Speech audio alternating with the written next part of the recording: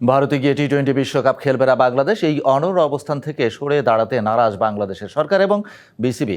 শেষ পর্যন্ত বিশ্বকাপে না খেললে সাময়িক বহিষ্কার থেকে শুরু করে আইসিসির উপর প্রভাব হারানো এবং একই সাথে আর্থিকভাবে ক্ষতির সম্মুখীন হওয়ার সামনে দাঁড়িয়ে বাংলাদেশের ক্রিকেট। ভারতে গিয়ে বিশ্বকাপ খেলবে না বাংলাদেশ, এই অবস্থানে অনড় বাংলাদেশ ক্রিকেট বোর্ড। এতে সাময়িকভাবে বাংলাদেশ নতি স্বীকার না করলেও দীর্ঘমেয়াদে একাধিক ক্ষতির সম্মুখীন হওয়ার সামনে দাঁড়িয়ে বাংলাদেশের ক্রিকেট।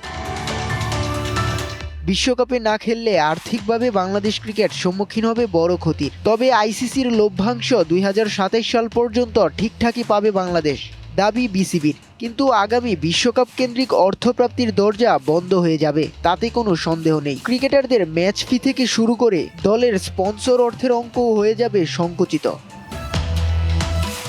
এরই মধ্যে রীতিমতো ঘোষণা দিয়ে বিভিন্ন ভারতীয় ব্র্যান্ড বাংলাদেশি ক্রিকেটারদের সাথে বাতিল করেছে স্পন্সর চুক্তি। একই সাথে বাংলাদেশ বিশ্বকাপ খেলতে না গেলে আন্তর্জাতিক স্পন্সরদের একটি বড় অংশও মুখ ফিরিয়ে নিতে পারে। বিদেশ থেকে দেশে রেমিটেন্সের টাকা আসে নিরাপদে, তাই আজই আপনার আপন। বড় ক্ষতির আশঙ্কা আরও এক জায়গায়। আইসিসির সাথে পার্টিসিপেশন এগ্রিমেন্ট ভঙ্গ হবে বাংলাদেশের। সেক্ষেত্রে ক্ষতিপূরণ গুনতে হতে পারে টাইগারদের, অথবা রুল অ্যান্ড রেগুলেশন অনুযায়ী ব্যবস্থা নিতে পারে ক্রিকেট বিশ্বের সর্বোচ্চ সংস্থা। বিসিবির বর্তমান অবস্থান যেন চোখে আঙুল দিয়ে দেখিয়ে দিচ্ছে ক্রিকেট কূটনীতিতে কতটা পিছিয়ে বাংলাদেশ।